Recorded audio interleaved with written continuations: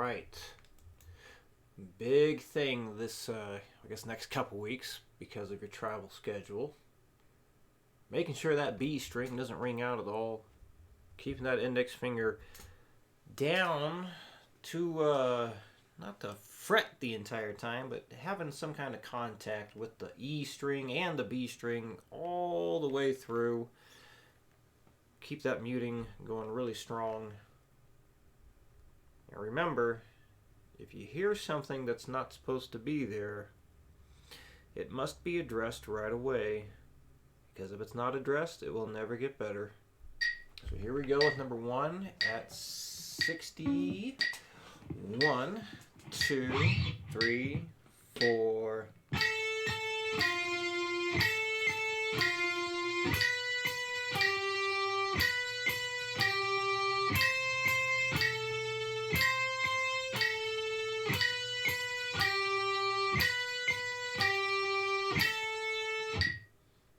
$120. 1, 2, 3, 4.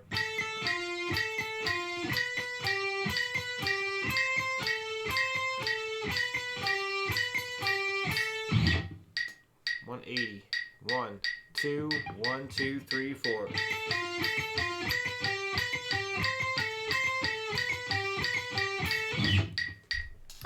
And number 2, 60. 1, 2, 3, 4.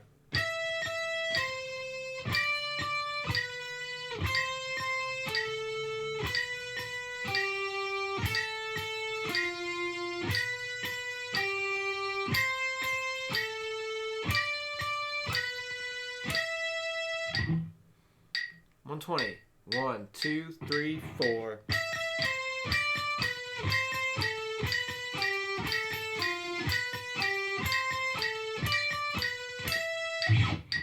$180. 1, 2, 1, 2, 3, 4.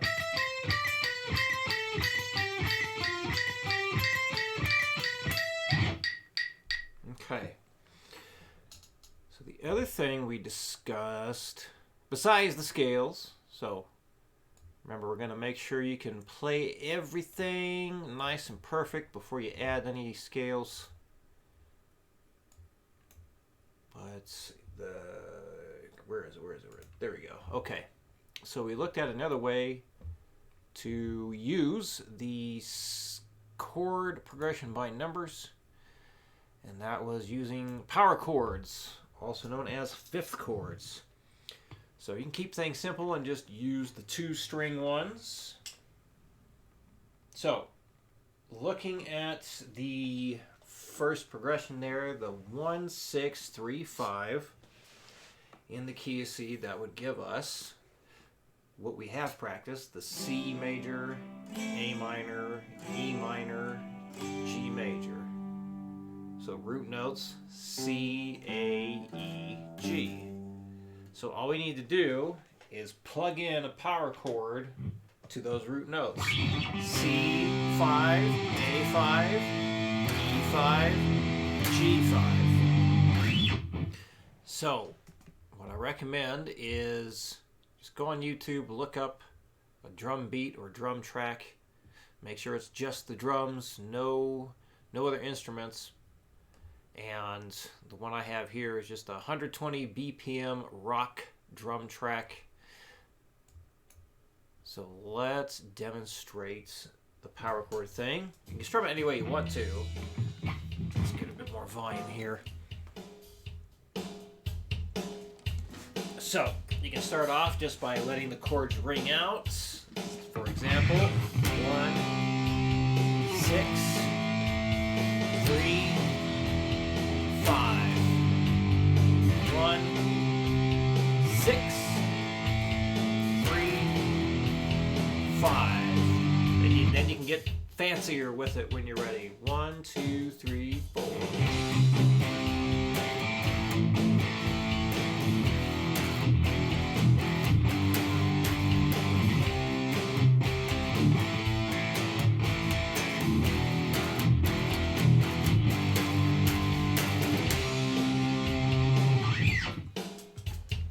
So, what I I'd like you to do is basically change all of this into power chords. So run through the key of C first, and then change it to the key of G, then the key of F. So same idea. Let's look at this progression instead for the key of G. So in the key of G, we would have the basic chords, the E minor for 6, the 4th chord is C major, the 1 chord is G, the 5 chord is D. So that would give us the root notes E, C, G, D. So just plug in the power chord for those. You have your E5, C5, G5, D5. So that's the idea. Just changing all the chords to power chords, the same root notes. And you can play the root notes anywhere you want. That's fine. As long as it's an E, you just plug in an E5 power chord shape. Now, the fancy stuff down here. I'm going to use the key of F for this example. So we got the 6, 7, 1, 2. So, in the key of F, the basic chords, again, would be D minor for the 6, E diminished for the 7, F major for the 1, G minor for the 2. So that gives us the notes, root notes D, E, F, G. So you could keep everything starting there on the D string, D5, E5, F5, G5.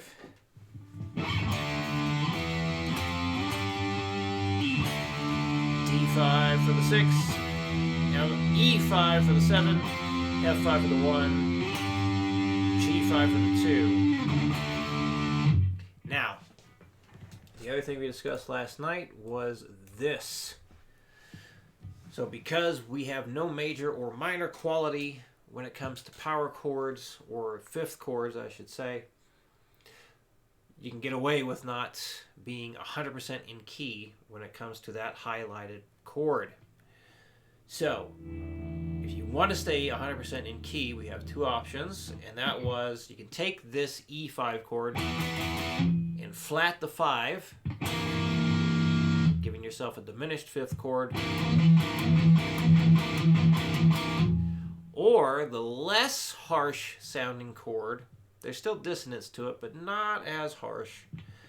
You can take, again, the E5, but then raise the 5th interval up a half step, basically making an augmented 5th chord. So, when you get to the last progression, for all 3 keys, try all 3 versions. So you'd have your regular 5th chord,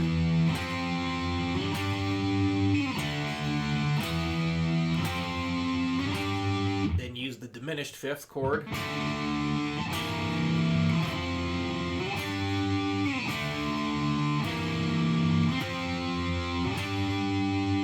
and then the augmented 5th chord.